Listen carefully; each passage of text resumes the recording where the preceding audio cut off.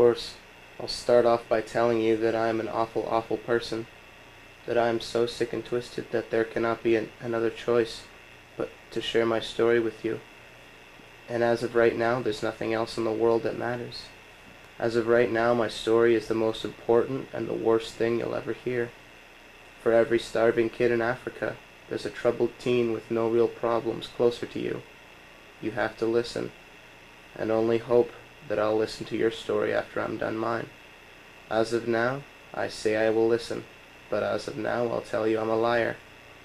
But that's no reason not to believe my story. No matter how bored you get, this is the biggest thing in your life right now. This is my time. My name is Hamlet.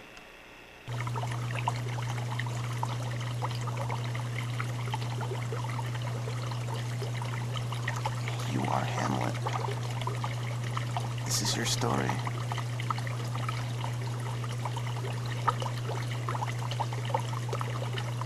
You've been Hamlet before. In a play. But it wasn't called Hamlet. The story wasn't about you. It was Rosencrantz and Guildenstern are dead. The story wasn't about you. It was about two people on stage and you were backstage the whole time. All the world's a stage. The men and women are merely players.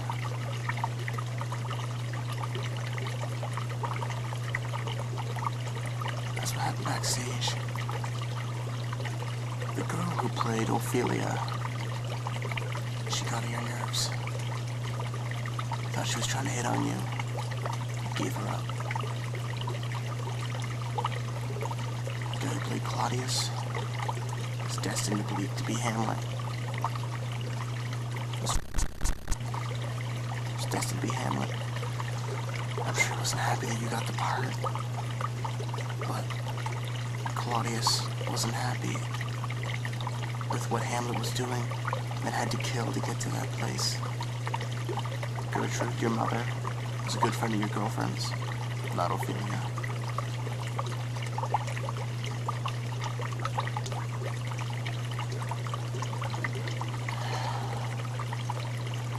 She was trying to hit on you, and you liked it, didn't you? You liked the fact that she was trying to hit on you.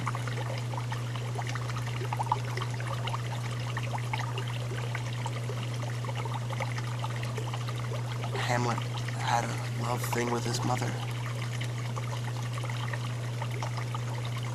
And who was your girlfriend this whole time? She wanted to be the player, but the director of the play wouldn't let her. It was her ex-boyfriend. Got the part, made her cry. That was back when you were with the other girl. You hugged her. But it meant nothing to you then. And you started getting into the part. Started going crazy. And made her cry. She was the player Hamlet. She was representing you and everything you were in entertainment form. And you told her, there's something wrong with me. She said she didn't know what to do. She started crying.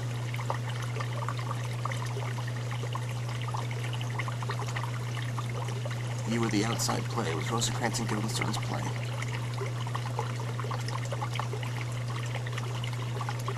Your play was backstage. A play that no one cared about. A play that had already been told this was Rosencrantz and Guildenstern's turn. Why do you deserve another chance?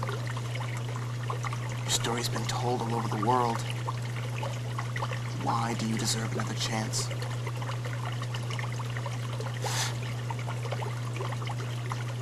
Because everyone deserves to be Hamlet. Everyone deserves to be the tragic hero.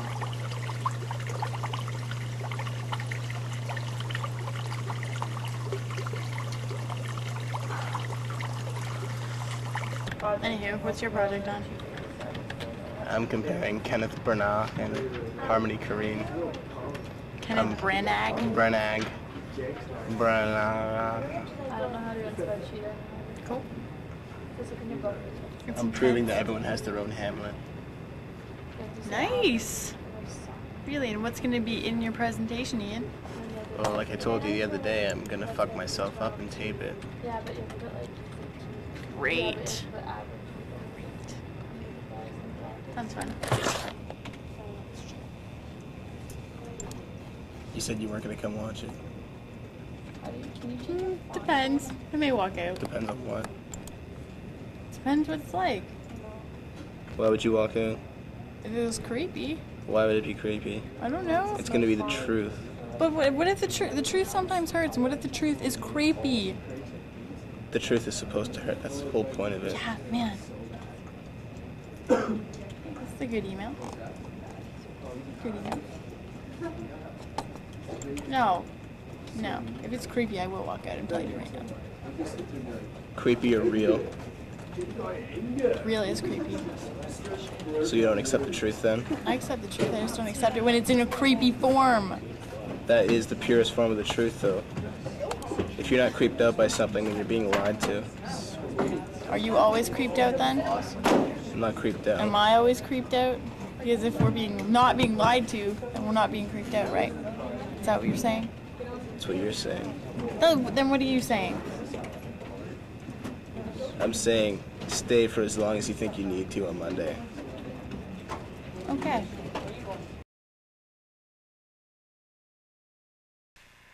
So I came up with a new way of editing. Before, what I did, I'd sit here for like hours on end, and I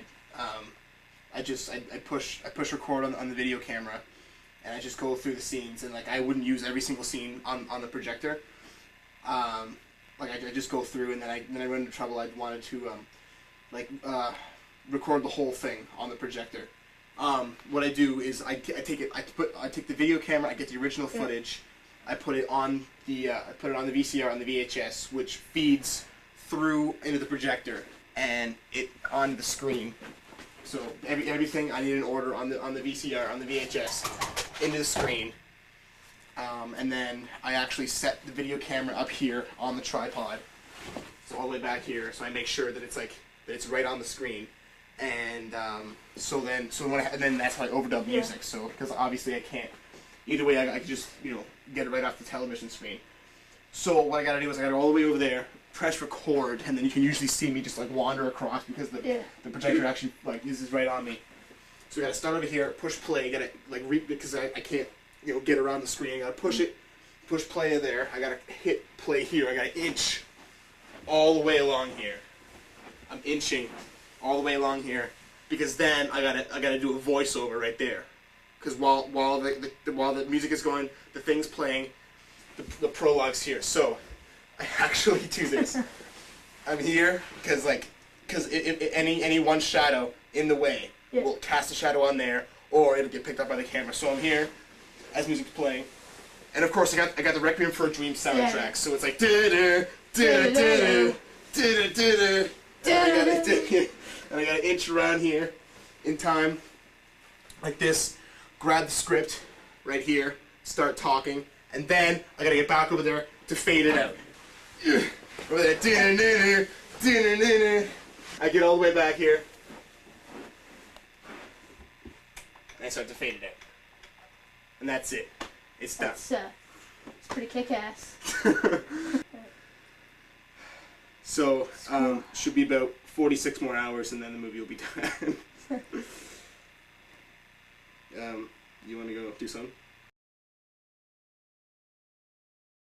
Okay, so I get a girlfriend for the first time in grade 10. It's so awesome because I've been a loser forever. This means no more being depressed because I have nothing to be depressed about anymore, because there's someone who likes me, and when I love her and she tells me she loves me and tells me it's all her first time, like it's what I want to hear, because it's all my first time, and she hates me for a year that I keep loving her. But oh well, I finally give up after she dumps me for the third time, and now it's cool because she still wants me and I'm in control, and move on to another girl who's totally like me and totally likes me, and we're the same, and she makes me 100% part of her life, and then I'm 5%, and in 2 months it's over, and I've been grieving for almost a year, and I'm a loser again. I'm totally losing faith in school, and I actually skip a math exam to do it with my first girlfriend in a bush a ways off a hiking trail, and now I'm just using her, and go back to telling her I love her, but I gotta get away from her, and I'm still totally obsessing over girl 2, who went to a summer acting course, so I sign up back when I'm with her, and she dumps me, so I'm stuck going, but I'm single, so I plan on going there to be that guy and be a slut for the first time in my life. But just before I leave, I get another girlfriend while making a movie with a guy who has been obsessing over this girl for over a year and totally steal her from him. And while I should be so proud of this hot girl wanting me, I'm disappointed that I can't do anything at the course. That turns out to be a sex pot, and temptation is piercing through me the whole fucking time, and I don't ever do anything about it except kiss 3 guys as a joke with no tongue, and lie on a couch with a pile of people and touch 2 different sets of breasts also as a joke. Have fantasies about every girl that talks to me, and I tell myself they have a crush on me. Fall in love with a girl that I do a scene where we play cats, stare her down the rest of the week, do some intense dancing the last night of the dance, and totally dry hump this girl I'm convinced wants me on the dance floor. I sweat all over her as she pulls my hands over her crotch, and all I can think about is my girlfriend totally hating me, and to me this is nothing. I'm not cheating, but my eyes are on that cat girl across the room whom I dance with for a bit, but never actually touch, because she's on fire, she's burning, and there's so much passion, and I can't do anything about it, and I go home, and I love the shit out of my girlfriend, and tell her nothing, because I love her so much, and months later, I wind up on the internet, and I start chatting with this cat girl, and realize we have so much in common, and it reminds me of girl 2, who the only way I got over was telling myself that she was too cool to stay with one guy, and I had to let the rest of the world see it, and this cat girl tells me that she had a crush on me, and would have totally let me take her if I wanted to, and we tell each other exactly what we do to each other if we could go back, and I'd touch her stomach, which is what she'd want, and we'd kiss for hours because it's what we'd want, and we know that this is all fucked up because I have a girlfriend, but I tell her I see myself marrying my girlfriend but cheating on her only with women I see I have passion with, and it'd have to be serious like the fire cat girl on the dance floor that I couldn't touch. It'd be worth it, and we're both going to the course next summer and can't wait to get together and do what we told each other we would. Then she emails me and tells me no, but I totally create a new Hotmail account completely dedicated to her so I can get emails from her telling me she wants me and have no one see them, and she stops talking to me, but I totally continue to lust after every girl I see who gives me the slightest amount of attention, like they're actually into me, or if I don't have a good enough life already, so really need anything more than love, I tell myself I have.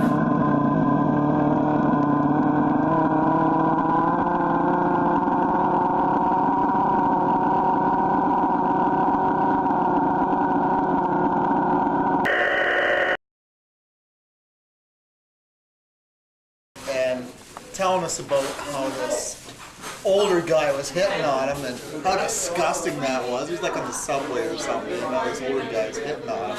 And, you know, it was a different time and place. I might have went for it, but, you know, he just, oh, God.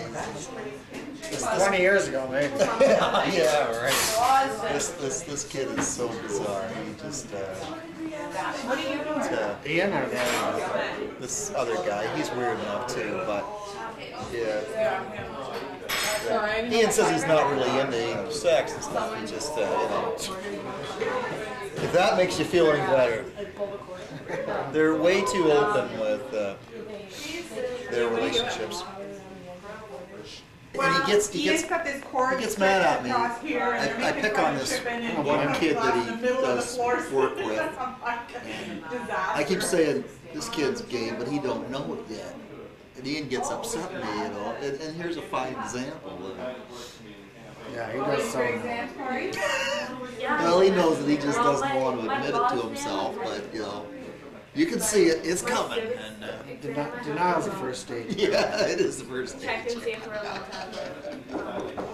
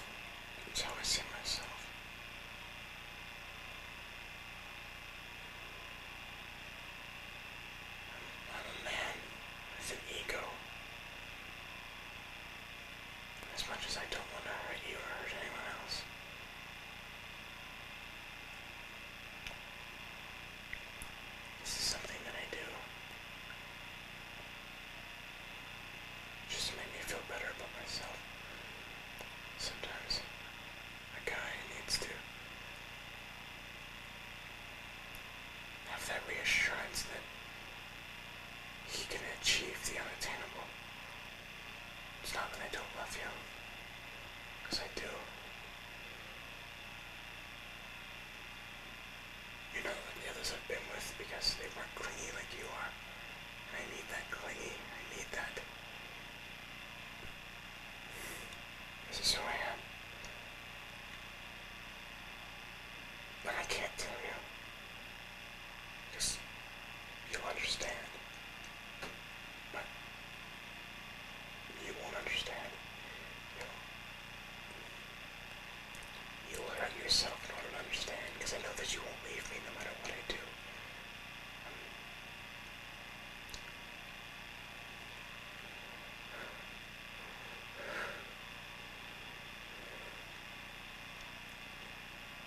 I can't tell you because you'll stay with me and you'll be hurt.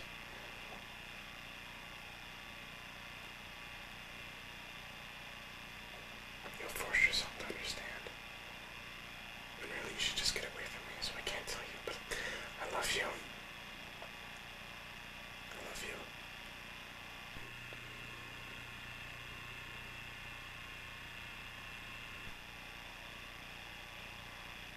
But I can't kill passion. I can't do it. This is what I live for. I live for life itself. I live for that moment. I was dancing in the flame. I was there. I didn't touch her. For you, I didn't touch her.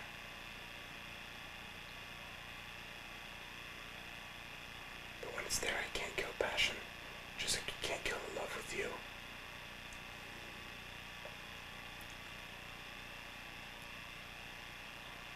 I won't let that passion die.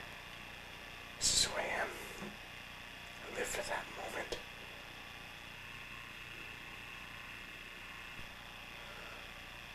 I love you. But I also love myself.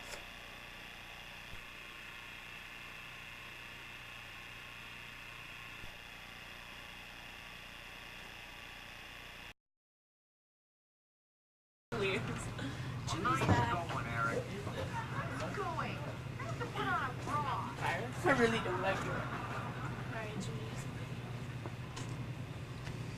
Oh, that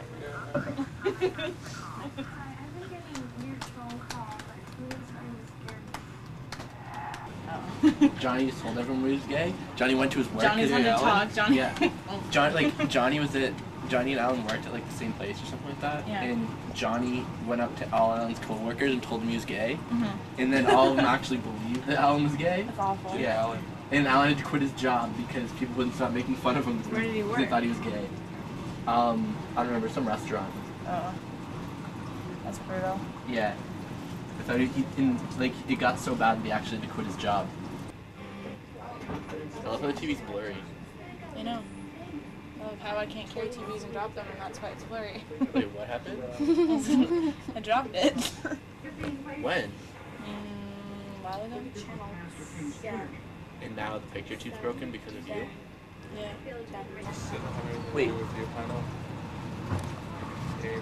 Didn't she hook up with James? Yeah, I think. I'm sure that's. She sure says anyway, because I know I fucked up. I know I'm going to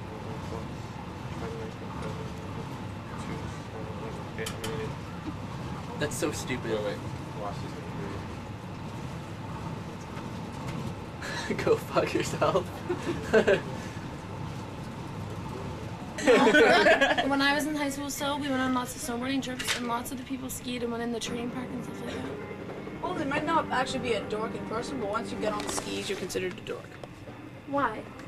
Because you're on Skiing is skis. dirty. Because you're on skis. Yeah, it is. No, it is not. Skiing's only good when Nani does it and she's drunk. Erica, don't say that.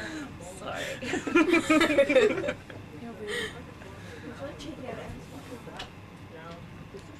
I know. came out and the doctor went crazy. Because I was the first child. The uterus is not yet stretched. That doesn't explain your Yeah, it does. Have you ever watched TLC, A Baby Story? If they're the first child, they always have cone heads. That's the worst logic. They do! You don't? Well, Kelly doesn't have a cone head. She probably did. Theory. Maybe she wasn't the first child. Ooh. Controversy. Take your hat off. Let us see your beautiful face. They're so handsome. Yeah, right. Look at those boys. Nani definitely goes for the guys with big plugs in their ears. They know her style. Wait, do you have a tattoo? I'm beating you. Oh, wow. Shut up. Remember That's that's the huge. theory about once you get tattooed, you'll never see that Yeah. person's skin with no tattoo on it. And you won't, though. Yeah. It's kind of sad. No, it's not that sad. You have lots of skin, Dad. Okay, when you have like skin and you get it covered, you put marker on it. Marker washes off. But when you get a tattoo, you'll never see that skin again. That actual part of your body. I wish I could see that skin. That's I wonder I know that My in like knuckle. reality, you're not gonna be like, I wish you could see the skin on me. But like, you'll just never see it again, and it's a part of you. So it's just. Yeah, but it's also a choice if you want to get your tattoo. No shit. I'm not saying it's not a choice. Like you're forced to get one. I get like a bunch of tattoos. I just miss my skin. How do you feel about that foot over there? You miss that? Look at that I wish I would. Do you remember when he was born? Stop. You should Don't hear him laugh. Eric, do we it. should play that video. No. I'll punch you in the face. Eric, I'll grab his hands. Go. That's the Spanish. Stop it. Don't do it. I'll find a way to punch you in the face. So I'm gonna die. Zombie recording. Ow! Robbie doesn't know when or when not to laugh. He just kind of randomly takes time to laugh. That's like you too, you fake. I'd laugh if someone said hi. Seriously. That's all I'm trying to laugh. Hi. Sweater. Here, let's go. Don't hurt him. He loves more than you. Do either of you realize that you're both naturally blonde? Yeah, thanks. No, I'm not anymore. No. Right. Want to see what color my roots are growing in now? Yours are growing in. Really? Yeah. That's crazy. That must have been puberty or something. That did that too. God.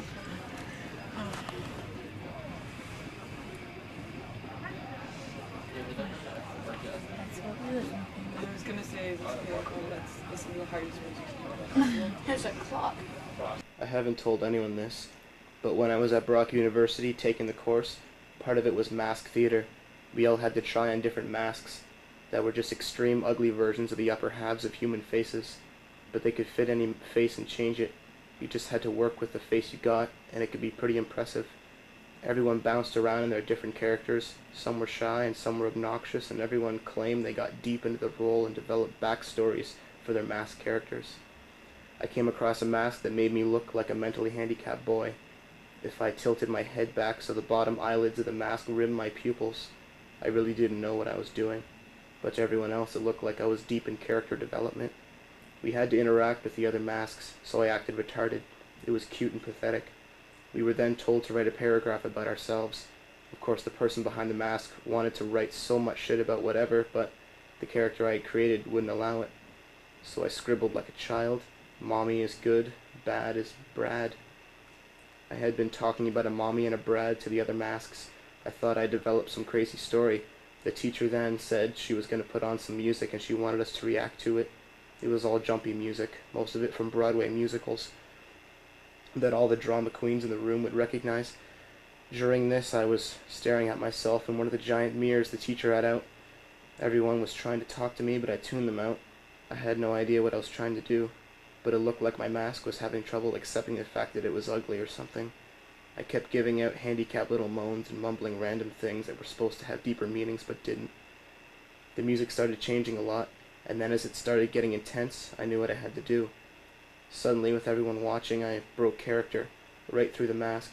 I spoke normally. No longer was I this handicapped boy. I started talking to the character I had given the mask. I switched back and forth.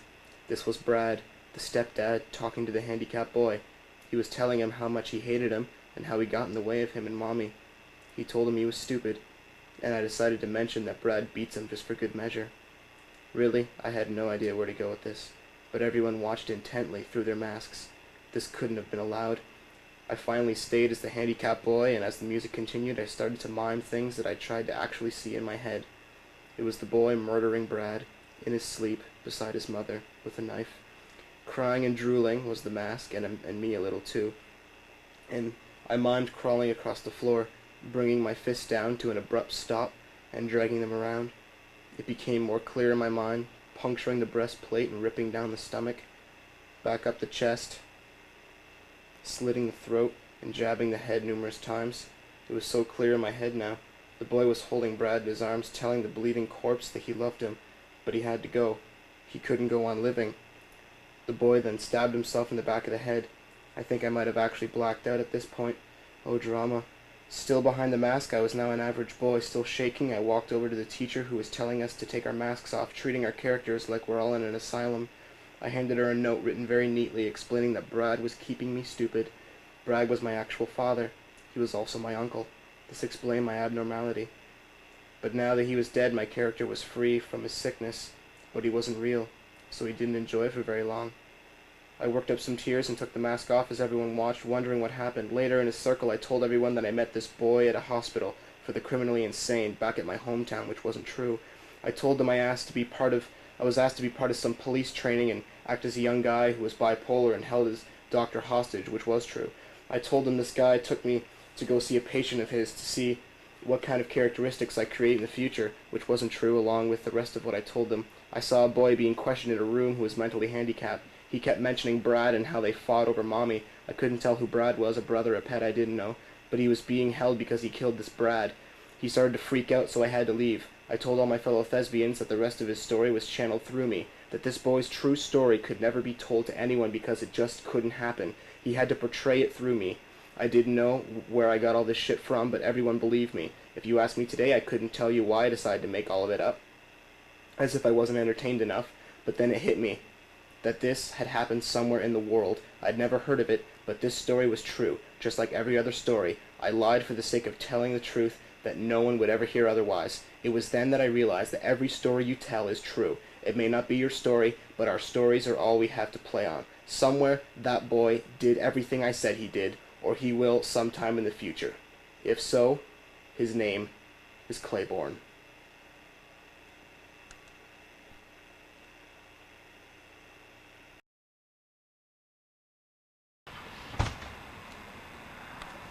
Did you get a lighter? Yeah. How many are left? Yeah, I'm definitely gonna have to get more. Yeah. Why don't we all just stay there? He lives on a leg. The van's not gonna break down again, that's fine. I might have that car by then. Well, that'd be fun. We'd be so Sleepovers bored. Yeah. Remember when we spent like $600 in Windsor that day when our car broke down and we had nothing to do? And those sketchy fucking kids. Hey, I went to put like a really short, quiet, black and white rainbow shoes. Fag. And then Dan and Matt took off. Remember when Dan almost got his ass kicked? Dan should not be calling anyone a faggot. Last person. I don't even know how I became friends with him. I just always liked Julie's feet. Feet? I'm just kidding. She had to have corrective feet surgery because her toes were just so bent. And then she came to school with 2 casts on, and she walked like this through the halls. Are you kidding me? No, I'm serious. How were her feet bent? Show me with your hands. Her like baby toe, like her big toe was straight, and then all the other ones were curved this way, and then that way, and then straight, and then her baby toe was curved in. I think I vaguely remember that. And we always made fun of her for it. We had a name for it, but I forget. Isn't that funny? But the adults are having a gay old time with her upstairs. I know. Thanks.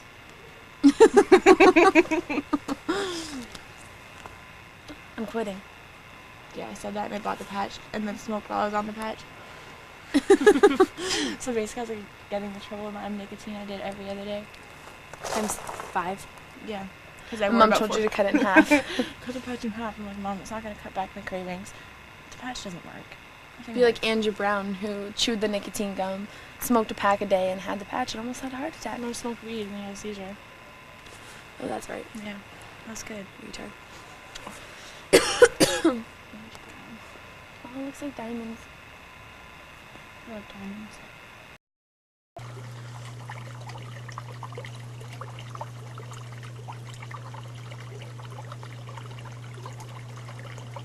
You're pathetic. And you know you are.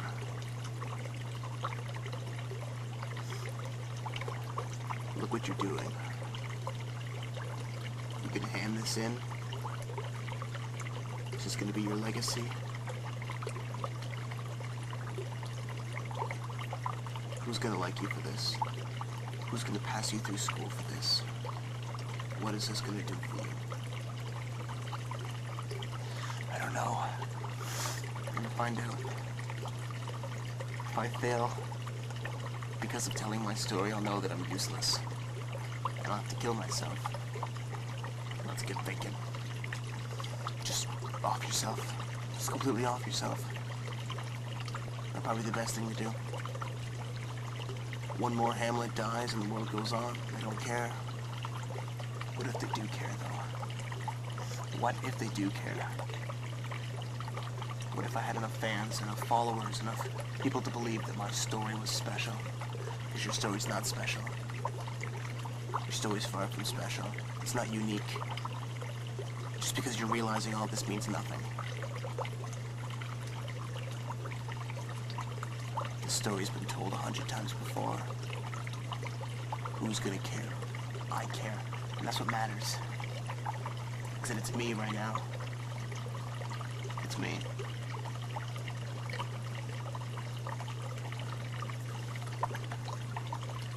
You're sad right now. We share the same body, I can feel it. Why are you sad? Because I've been up forever. I'm tired. And I miss my girl. Who's your girl now? You know who my girl is. We share the same body. She's the one that you love. You love so many girls I can't keep track anymore. Shut up. Shut the fuck up.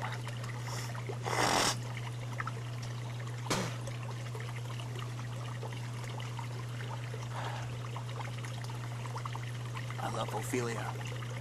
It's a nice name you've given her. That's the name that she has. That is her name. And I love her.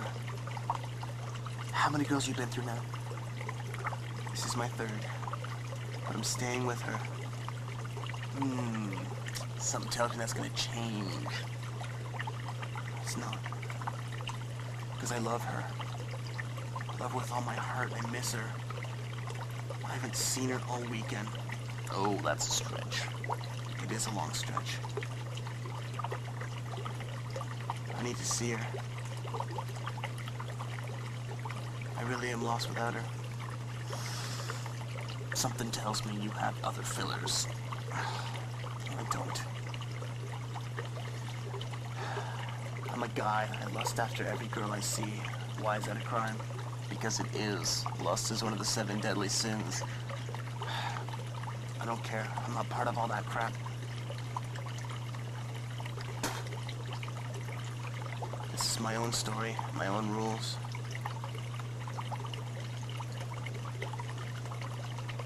This is what I want to do.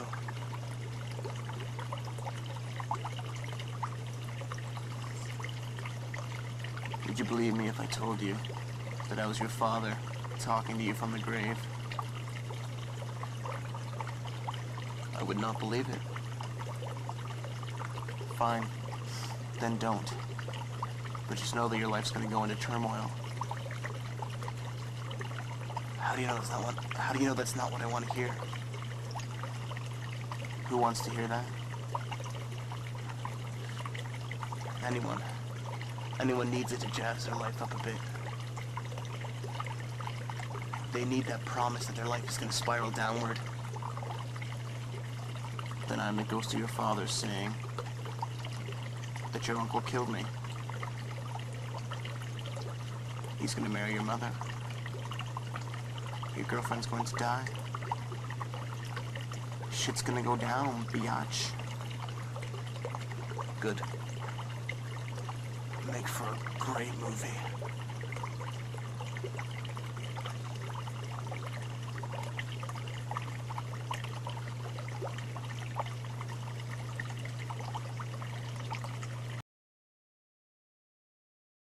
Trading your senses for other ones, like you could like go into someone like, hey, I'd like to trade my sense of smell for a flying sense. Yeah. Or Can you sense that you're gay? Do you remember the $1 million penny? Shut up. I think about the $1 million penny at least once a day, and makes me want to kill you. Like I didn't even get the penny. I would always hang out with Ian because I thought it was a shit. And we went over and we found like Grandma used to give us these red piggy banks, and we found this penny in it. We were trying to convince Jordan to put on a dress because we always thought he was gay. So we take this penny and we're like, Jordan, just take it. It's from like China. It's worth $1 million. Just take the penny. You'll be rich. All you have to do is wear that dress. So he puts it on. And he takes a penny. And then he cries.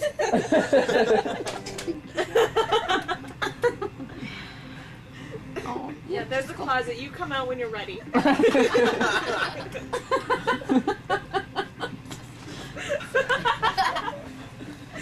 Erica, we torment that child. He's gonna be that kid that kills himself.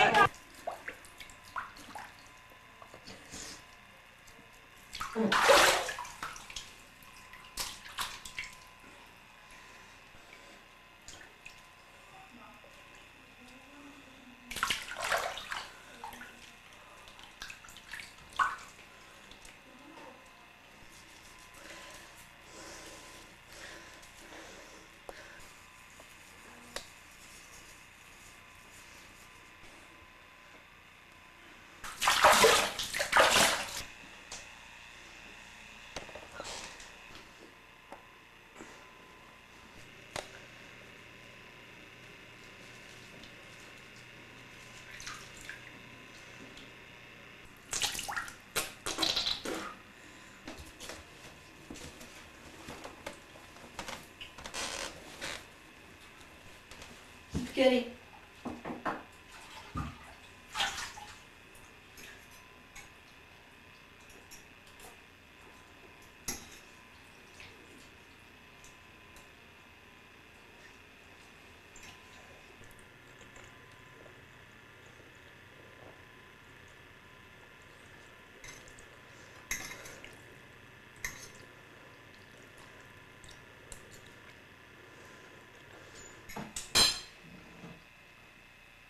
Hand me the shampoo bottle ratio.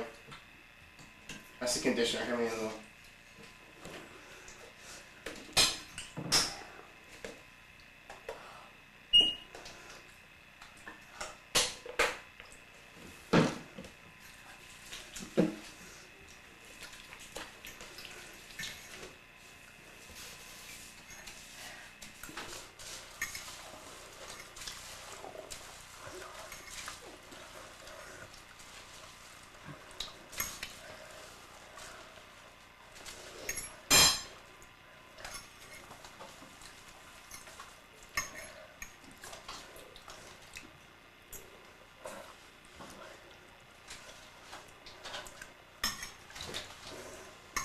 Some dessert.